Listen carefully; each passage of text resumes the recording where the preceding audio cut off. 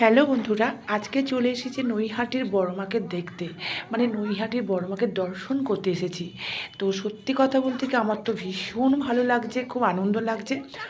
অনেক দিনের ইচ্ছা ছিল মাকে দেখব, মাকে দেখতে এসেছি এবং গঙ্গায় গিয়ে ভালো করে গঙ্গার জল মাথায় ছিটালাম।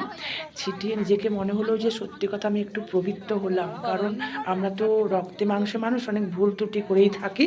সেই হিসেবে গঙ্গা জলে ছিটিয়ে নিজেকে পবিত্র করে এবার চলে এলাম ফুলের দোকানে, যেখানে ডালা বিক্রি হচ্ছে। মোটামুটি ডালাগুলো 100 টাকা, 50 টাকা, যে যেমন পারে নিতে পারে নেয়। একটা ডালা নিলাম, ডালা নিয়ে এবার রওনা হলাম মায়ের রাস্তার দিকে, মায়ের মানে মাকে মানে দেখবো, মায়ের মন্দিরের দিকে রওনা হলাম। মানে এত লাইন, এত ভিড়, মানে দেখতেই পাচ্ছেন।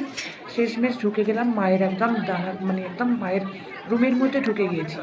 তার মধ্যে দেখতে পাচ্ছি প্রচুর প্রচুর ভিড়। মায়ের যে মন্দির, সেই মন্দির চত্বরেও মোটামুটি প্রচুর ভিড়, দেখতেই পাচ্ছেন আপনারা।